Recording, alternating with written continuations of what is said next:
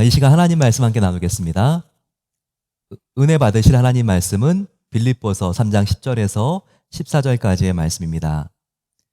빌립보서 3장 10절에서 14절까지의 말씀 한 절씩 교독하겠습니다. 신약성경 321면에 있는 말씀입니다. 내가 그리스도와 그 부활의 권능과 그 고난의 참여함을 알고자 하여 그의 죽으심을 본받아 어떻게 해서든지 죽은 자 가운데서 부활에 이르려 하노니 내가 이미 얻었다 함도 아니요 온전히 이루었다 함도 아니라 오직 내가 그리스도 예수께 잡힌 바 된 그것을 잡으려고 달려가노라. 형제들아, 나는 전문주를 여기지 아니하고 오직 한 일, 즉 뒤에 있는 것을 잊어버리고 앞에 있는 것을 잡으려고. 함께 있습니다. 표대를 향하여 그리스도 예수 안에서 하나님이 위에서 부르신 부름의 상을 위하여 달려가노라. 아멘. 어느 해보다 힘들었던 2021년이 지나가고 있습니다. 닷새만 지나면 이제 2022년 새해가 됩니다. 이제 5일 동안 여러분들은 어떤 계획이 있습니까? 우리가 이렇게 세월을 계수해 보면서 손꼽아 우리가 살아가는 것은 굉장히 지혜로운 모습이라고 성경은 말씀합니다. 우리의 2021년 남은 닷새, 저희들이 하루하루를 소중히 여기면서 우리가 한 해를 반성하고 또 내년을 우리가 계획하는 시간, 또 기도로 하나님께 맡기는 시간이 되어야 합니다.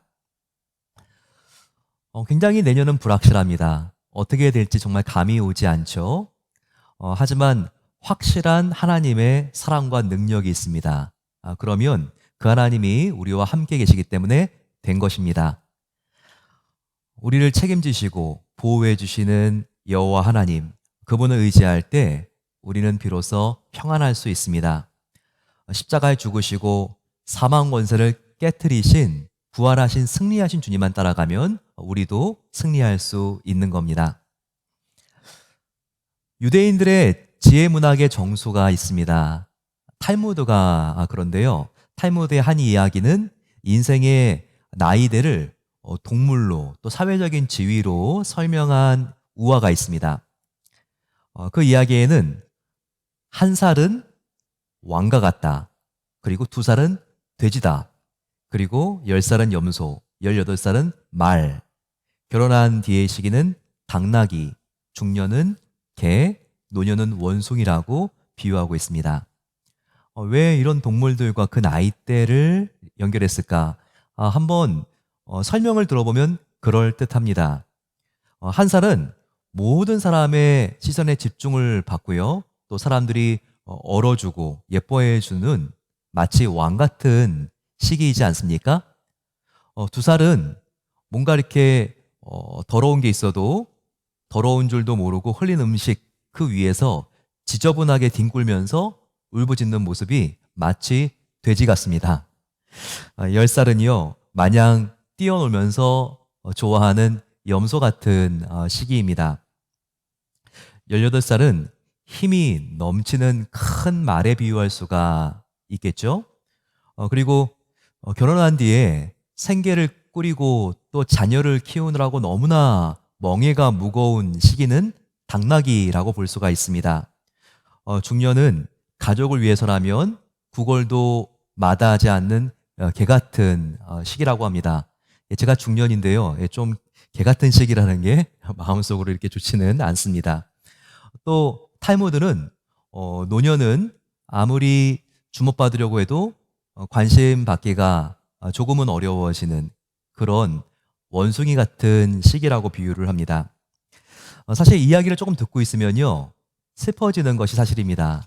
그러면서 또 한편으로 뭐 그럴 수도 있겠군, 수긍이 가고 동의도 가는 이야기라고 생각이 됩니다. 하지만 이 이야기는요, 한 가지만 빠뜨리고 생각하면 이 이야기가 맞습니다. 바로 예수님이 없는 인생, 예수님이 없는 그 인생은 그럴 수 있다는 거예요. 하지만 예수님이 내 마음속에 계신 것을 믿는 인생은요, 180도로 달라집니다. 오히려 그 인생은요, 인생의 후반부가 될수록 더욱더 의미 있고 보람 있고 활력이 넘치게 됩니다. 사도 바울이 이것을 분명히 알았기 때문에 이렇게 고백하고 있습니다. 고린도후서 4장 16절 말씀에는요, 바울이 이렇게 말합니다. 그러므로 예수의 생명이 내 안에 있으므로 내가 낙심하지 아니하노니 우리의 겉사람은 낡아지나 우리의 속사람은 날로 날로 새롭도다 라고 말하고 있습니다. 보통 사람이라면 인생의 마지막이 후반전이 다가올수록 늙고 지치고 그리고 연약해지면서 사람의 연락과 관심이 뜸해지기 때문에 굉장히 마음이 절망스럽고 우울해질 수 있습니다. 하지만 사도 바울은 달랐어요. 오히려 인생의 후반전이 될수록 자기 안에 있는 예수님께 집중했습니다. 그 결과 예수님 때문에, 자기를 영원히 사랑하는 그 예수님 때문에 희망을 보았습니다. 예수님이 내 안에 계시기 때문에 기쁨, 활력, 용기가 넘쳤습니다. 바로 이런 사도 바울을 보면서 저와 여러분들도 한 해를 닫고 이제 새 해를 열어야 되는데 우리가 어떻게 인생과 같은 올해의 후반부를 우리가 정리하고 내년을 우리가 준비할 수 있는지 그 마음의 자세를 배워보도록 하겠습니다. 특별히 오늘 본문은요, 사도 바울이 자기의 인생을, 성도의 인생을 전력을 다하여 달리는 달리기 경주에 비유하고 있습니다. 달리기 경주에서 상 받는 사람이 어떻게 우승하는가, 이것을 설명합니다. 이것을 우리가 잘 배우면 우리도 어떻게 하나님이 기뻐하시는 인생의 경주, 그리고 올해 2021년을 마감할 수 있는지 그 방법을 배우게 됩니다. 첫 번째, 우리가 어떻게 올해를 잘 마감할 수 있는가? 그것은 표대가 되신 예수님께 집중하고 달려가야 합니다. 같이 한번 저를 따라해 주시면 감사하겠습니다. 표대가 되신 예수님께 집중하고 달려갑시다. 빌립보서 3장 14절에서 바울은 분명히 이것을 말하고 있죠. 표대를 향하여 그리스도 예수 안에서 하나님이 위에서 부르신 부름의 상을 위하여 달려가노라 라고 말하고 있습니다. 바울은 바로 앞에 있는 표대를 향해서 달려가고 있다고 말하고 있습니다. 하나님 앞에 인정받는 성도는요, 먼저 첫 번째로 그 앞에 있는 목표가 분명해야 됩니다. 그 목표가 아주 클리어해야 돼요. 그렇지 않고 매일 발등에 불 떨어지는 것, 끄는 것과 같은 삶을 허둥지둥 살다 보면요, 목표도 방향도 없어지고 허둥지둥 살게 됩니다. 근데 그런 사람은요, 하나님께서 기대하시는 그 인생의 믿음의 경주를 완주하기도 어렵고 그리고 중도에 포기하기가 십상이라는 겁니다. 만일 올림픽에 출전한 선수가 있어요. 하지만 표대를 향하여, 목적지를 향하여 달려가는 것이 아니라 자기 마음대로 뛴다고 생각해 보세요. 그래서 거꾸로 뛰었습니다. 그러면 자기가 거꾸로 뛴 만큼 더 고생하겠죠? 돌아와야 되니까 그럴 겁니다. 우리도 마찬가지입니다. 인생을 열심히만 산다고 되는 게 아니에요. 바른 방향을 향해서 나아가야 합니다. 바로 하나님의 영광, 바로 그 목표에 나의 뛰는 방향을 정조준하고 달려갈 수 있을 때 바로 그것이 후회하지 않는 삶이라는 것을 알아야 합니다. 우리 성도의 가장 궁극적인 중요한 인생의 목적은 무엇일까요? 성경의 가르침을 압축하면 교리와 신조가 되는데 그 교리와 신조를 모아놓은 웨스트민스터 소요리 문답 1번에는 바로 이것이 나와 있습니다. 인간의 인생의 제일 되는 목적은 무엇인가? 바로 그것은 하나님을 영화롭게 하는 것과 그분을 영원히 즐거워하는 것입니다 라고 말하고 있습니다. 여러분, 이 질문이 얼마나 중요해요. 인생, 우리가 한 번밖에 없는데 그 목적이 무엇인지 아는 것이 얼마나 중요합니까? 이제까지의 동양과 또한 서양의 모든 철학가가 바로 이 질문에 대한 답을 찾기 위해서 지금까지 헤매고 있지 않습니까? 근데 성경은 그것을 아주 명확하게 이야기하고 있어요. 성도의, 우리 인간의 살아가는 목적이 무엇이라고요?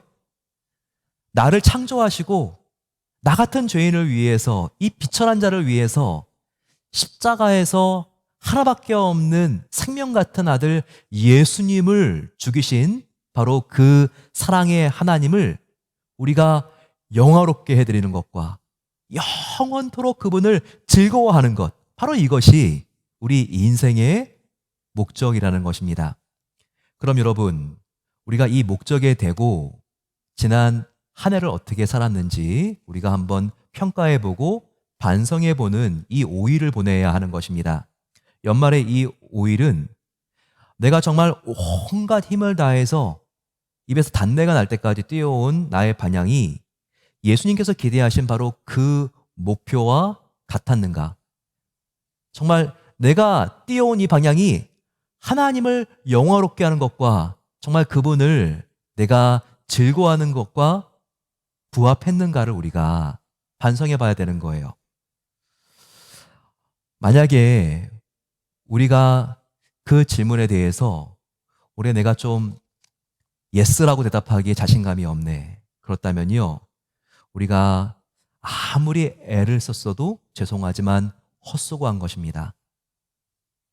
우리가 가슴을 치고 회개해야 되는 거예요. 하지만 반대일 수도 있습니다.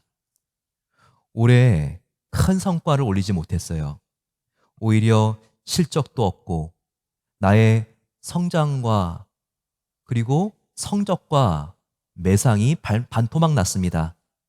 직장의 자리도 위태로울 지경이에요.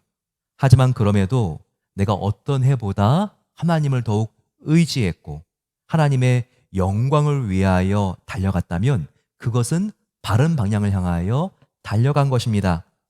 결과와 상관없이 하나님께서 나의 결정과 매 순간의 삶을 통하여 영광을 받으시고 기뻐하실 그 표대를 향하여 내가 달려갔다면 그것은 성공한 거예요. 결과와 상관없이 멋진 삶을 산 거예요. 사람이 아무리 무시한다 할지라도 우리 스스로에게 박수를 쳐줘야 됩니다. 그러면서 그래, 내가 그래도 그 어떤 해보다 이와 같은 힘든 일을 통해서 하나님과 조금이라도 더 가까워졌지. 바로 그 사실에 우리가 자부심을 가져도 된다는 것입니다. 새해에 우리가 어떤 목표를 향하여 달려나갈지 우리가 그것을 정확하게 입장 정리를 하고 새해를 시작하면 좋겠습니다. 새해는 무엇을 하든지 먹든지 마시든지 내가 하나님의 영광을 위하여 살아보겠습니다. 이렇게 결단할 때 하나님은 여러분들의 그 결심을 너무 기뻐하십니다. 두 번째로 하나님께 인정받는 승리자가 되기 위해서는 첫 번째로 우리가 하나님의 영광이라는 목표를 향하여 달려가는 것이었다면 두 번째로 우리는 앞만 보고 달려가야 한다는 것입니다. 예수님께서 결승점에서 두 팔을 펴시고 안아주시려고 하는 바로 그 결승점을 향하여 앞만 보고 달려가야 한다는 거예요. 그러지 않고 자꾸 달려가는데 뒤에 있는 주자가 어느 정도까지 왔는지 보려고 뒤를 돌아보고 또 추월하려고 하진 않는지 좌우를 돌아보게 되면요, 우리는 경기에서 이길 수 없어요. 반드시 추월당하기가 십상이에요. 경기에서 우승하는 승리자는요, 묵묵하게 앞만 보고 달려갑니다. 앞만 보고 결승점만 바라보고 달려가야지 승리할 수 있는 거예요. 하지만 우리는 얼마나 좌우를 두리번거립니까? 나와 동생, 형, 그리고 나와 동서, 나와 학교 동창, 그리고 이민 동기와 비교합니다. 어디까지 왔는지 항상 관심이 많죠. 그래서 그들이 조금이라도 나보다 앞서 나가는 것 같으면 마음속에 비바람과 태풍이 불어오는 거예요. 감사할 조건이 그렇게 많은데도 하나도 보이지도 않고 행복은 와장창 다 깨지고 우울하고 절망감의 마음이 눌리게 되는 것입니다. 또한 한편으로 나도 한번 저와 같은 세상적인 길 한번 가볼까? 이렇게 바람에 흔들리는 갈대처럼 유혹을 받게 됩니다. 어떻게 할 때요? 좌우를 자꾸 두리번거릴 때요. 표대이신 예수님 앞만 보고 달리지 않을 때요. 하지만 여러분, 아무리 좌우를 돌아본들 별거 아닙니다. 해답이 아니에요. 이 세상의 길은요, 해변가의 모래성처럼 필경 결국 아무 흔적도 남지 않고 사라져버리는 사망의 길이라는 것을 우리가 알아야 합니다. 또한 경기를 하다가 좌우를 자꾸 바라보는 것도 문제지만 뒤를 바라보는 것은 더 큰 문제예요. 뒤를 바라보는 것은요, 과거 지향적인 자세를 말합니다. 항상 대화를 하면요, 지금과 미래가 소재가 아니라 과거만 이야기하는 사람들을 우리가 종종 보게 됩니다. 야, 그때 참 좋았는데, 그때 나 참 잘 나갔는데, 아, 그때 한미모했는데. 이렇게 우리 중에 과거에 빠져 살아가는 사람들이 많이 있습니다. 하지만 과거를 사는 사람은요, 결코 발전할 수 없습니다. 자신의 인생의 역사를 다시 쓰고 싶습니까? 그렇다면 이것을 알아야 되는데, 나의 과거의 역사는 바꿀 수 없다는 것을 알아야 돼요. 내 인생의 역사를 다시 쓸 수 있는 방법은 오직 하나입니다. 그것은요, 오늘 주어진 매 순간, 매 순간을 하나님 앞에 정직하기 위하여, 성실하기 위하여, 최선을 다하여 사는 이 방법 하나밖에 없습니다. 그럴 때 하나님은요, 나의 역사를 바로 지금 여기부터 새롭게 써나가기 시작하는 것입니다. 어제를 후회하지 마십시오. 그 대신 좋으신 하나님이 나와 함께 동행하실 내일을 바라보게 되시기를 축원합니다. 그럴 때 우리를 향하신 하나님의 선한 계획이 펼쳐질 것입니다. 오늘 본문을 조금만 자세히 보게 되면요, 13절에 이와 같은 말씀이 나오지 않습니까? 형제들아, 나는 아직 내가 잡은 줄로 여기지 아니하고 오직 한 일, 즉 뒤에 있는 것은 잊어버리고 앞에 있는 것을 잡으려고 뛰어간다고 나와 있습니다. 올해 2021년을 보게 되면 정말 성공한 일도 보일 거고요, 반면에 실패한 일들도 눈에 띌 것입니다. 어떤 일이 잘 되어서 그렇게 마음이 뿌듯하셨습니까? 또 반대로 어떤 일이 안 되어서 그렇게 마음이 씁쓸하고 피눈물이 나셨습니까? 하지만 새해를 시작하는 가장 좋은 자세는요, 나를 얽매이게 하는 바로 그 과거의 기억들을 우리가 정리하는 것입니다. 나를 얽매이게 하는 잘한 기억도 잊어버리고 나를 계속 조여오는 바로 못한 기억들, 부정적인 기억들도 우리가 정리해야 합니다. 나를 얽매이게 하는 잘한 기억들은 무엇일까요? 그것은 나를 교만하게 만드는 과거의 생각들입니다. 또 나를 끌어내리는, 정말 벼랑 끝까지 끌어내리는 잘못된 기억은 무엇입니까? 그것은 죄책감이에요. 하나님은 이미 나를 다 용서해 주셨는데 내가 내 자신을 용서하지 못해서 붙들고 있는 불필요한 죄책감과 셀프 피티, 바로 자기 비하일 수 있다는 겁니다.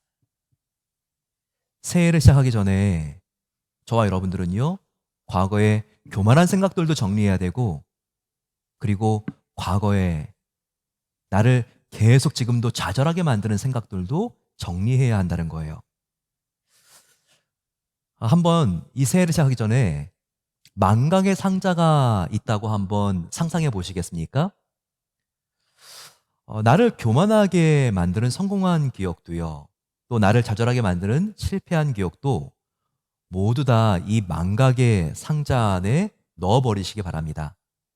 생각할수록 고통스러운 기억들, 후회가 되는 생각들, 그리고 남에게 받은 상처가 되는 그 날카로운 말들, 오래 붙들 필요가 없습니다.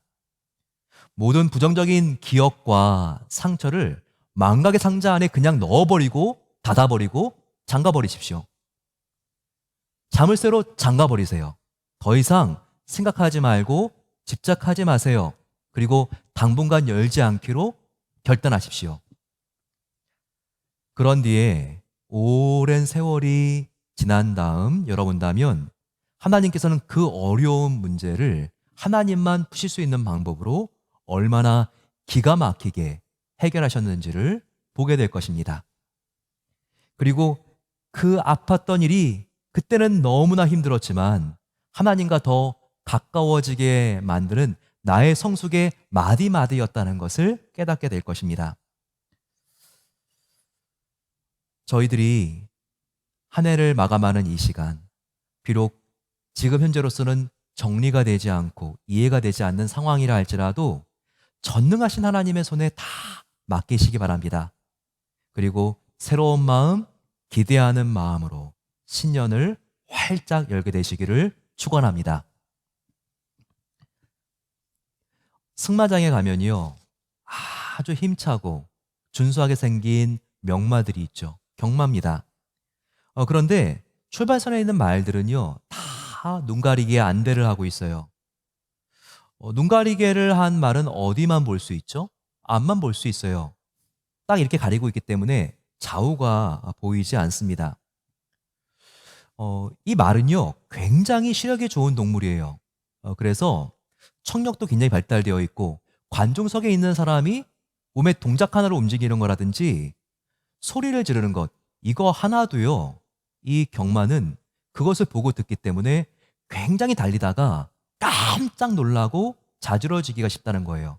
그래서 그 어떤 명마도요, 좌우를 두리번거리게 되면요, 결승점에 그가 승리하지 못하고 기량의 반의 반도 발휘하지 못한다는 것이죠. 그래서 이 눈가리개 안대를 씌워져서 사방을 바라보는 것이 아니라 바로 표대, 바로 결승점 앞만 보고 달려가게 한다는 거예요.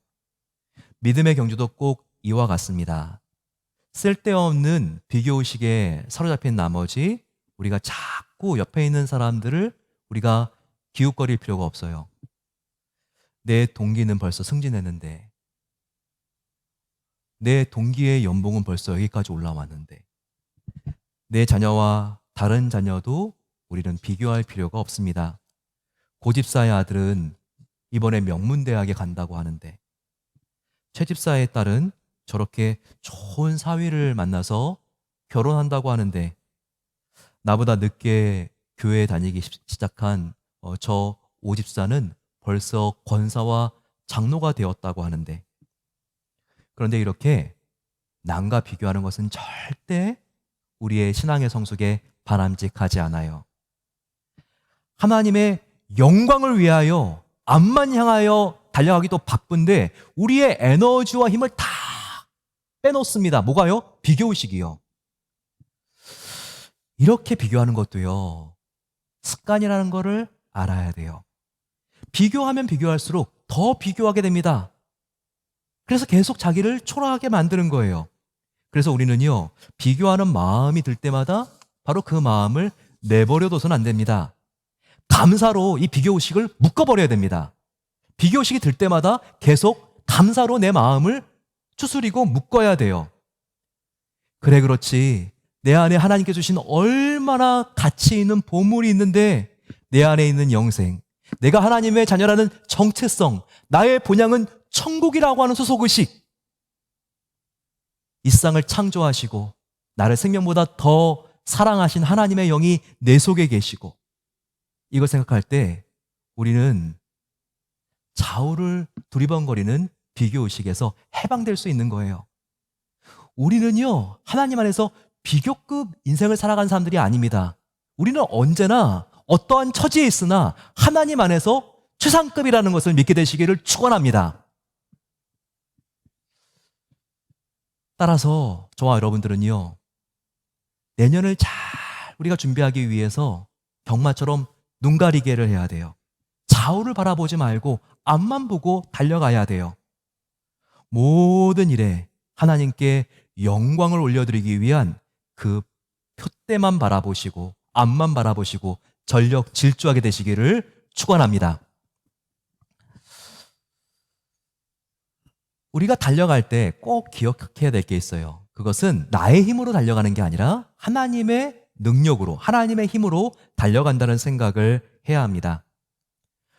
내가 여기까지 버티고 버텼는데 내년에는 정말 내가 인내하는 것도 한계가 있겠다. 그냥 주저앉고 말겠다. 벌써 내년 1월달, 2월달이 걱정되는 분들이 계실 거예요. 네, 걱정하지 마세요. 내년에 우리가 나의 힘으로 달려나가면 반드시 폭삭 주저앉을 것입니다. 하지만 하나님, 나는 정말 안 된다는 거 올 한 해 내가 철저하게 경험했습니다. 그래서 내가 하나님께 나의 새해를 온전히 맡깁니다. 주님, 나는 주님만을 따라갈 테니까 하나님의 힘으로 나의 인생을 인도해 주세요. 그럼 반드시 하나님께서 저와 여러분들의 새해를 성공으로 인도해 주시는 거예요. 바울은요, 늘 하나님의 힘을 의지해야지 이 경주에서 이긴다는 이 비법을 너무나 잘 알고 있었어요. 그래서 바울은요, 자기가 무엇을 잡기 위하여 달려간다고 말하는데 무엇을 잡기 위하여 달려간다고 말합니까? 12절 보시면 아주 독특한 단어가 나오는데 잡힌 바 된 그것을 잡으려고 경주해야 한다라고 말하고 있습니다. 정말 너무나 이 12절이 중요한 단어예요. 내가 이미 얻었다 함도 아니요 온전히 이루었다 함도 아니라 오직 내가 그리스도께 잡힌 바 된 그것을 잡으려고 달려가노라. 여러분, 여기 읽을 때 우리가 굉장히 친숙한 본문 아닙니까? 근데 이 그것이 무엇이라고 생각했어요? 이 그것을 잡으려고 달려가노라고 나와 있는데 이 그것이 바로 잡힌 바예요. 앞에 있는 잡힌 바 된 그것을 잡으려고 달려간다는 것이죠. 이것을 어떻게 우리가 좀 시각적으로 표현해 본다면요, 잡힌 것은 사슬에 묶이는 노예 같잖아요. 잡힌 거니까, 사로잡히는 거니까. 잡힌 바 된, 사슬에 묶인 잡힌 바 된 그것을 하나님께서 붙잡아 주시기 위해서, 잡힌 바 된 그것을 붙잡아 주시기 위해서 내가 달려간다는 바로 이와 같은 시각적인 언어인 것이죠. 이게 무엇입니까? 방금 말씀드렸지만 잡힌 바는요, 바로 그리스도의 노예가 된 상태를 말하는 것입니다. 자유인이 아니라 그리스도의 노예가 된 상태. 나의 기분대로 살아가는 것이 아니라 하나님의 말씀에 전적으로 순종하며 살아가는 바로 그 노예, 머슴, 종된 삶을 말한다는 거예요. 바로 바울의 붙잡으려고 하는 목표는 무엇입니까? 그 전에 한번 저와 여러분들이 잡으려고 하는 게 뭐예요? 저와 여러분들이 잡으려고 하는 게 뭐예요? 돈입니까? 자녀입니까? 출세입니까? 그런데 바울이 잡으려고 하는 것은요, 우리가 잡으려고 하는 거하고 달라요.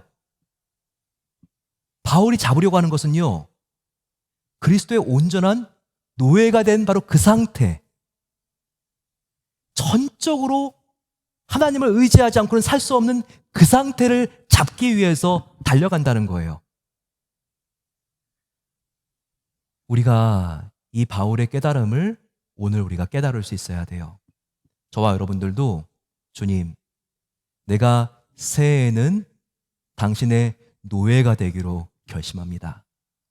내 뜻, 내 신경질, 내 기분대로 살지 않겠고요, 정말 하나님께서 나에게 하루하루 보여주시는 그 말씀대로 내가 살겠습니다.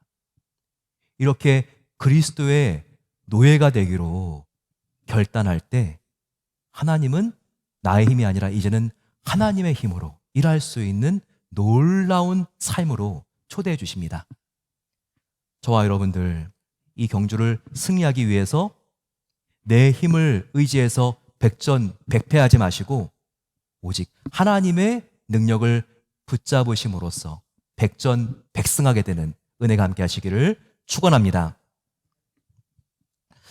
마지막으로 우리가 표대를 향하여 달려나가는데요, 이렇게 인생의 경주를 마친 사람에게는 하나님께서 놀라운 영광스러운 상급을 준비해 놓고 기다리신다는 것을 알아야 합니다. 14절을 한번 보세요. 표대를 향하여 그리스도 예수 안에서 하나님이 위에서 부르신 부름의 상을 위하여 달려가노라. 바로 바울은 하나님께 받을 바로 이 상을 그가 바라보면서 나아갔다는 것이죠. 우리도 이와 같은 상급의식이 있어야 합니다. 믿지 않는 사람들뿐만 아니라 우리 믿는 사람들도 심판이 있다고 했죠. 믿지 않는 사람들의 심판은 지옥 심판, 예수님을 믿지 않기 때문에 영원한 사망 저주가 기다리고 있는 것이죠. 하지만 성도의 심판은 완전히 차원이 다릅니다. 저와 여러분들은 이미 지옥 심판, 영원한 사망의 심판은 예수를 믿고 건너온 사람들이라고 했어요. 그러면 저와 여러분들에게 남은 심판은 어떤 심판? 상급 심판이죠. 우리는 이미 다 천국에 들어갔지만 천국에서 하나님께서 대우하시는 정도는요, 우리가 이 땅에 어떻게 살았느냐에 따라서 다 차등으로 분배된다는 것을 성경은 곳곳에서 우리에게 알려주고 있습니다. 우리가 어떻게 살아야지 하나님께서 우리에게 가장 존귀한 상급과 당신이 소중하게 여기시는 면류관을 씌워주실까요?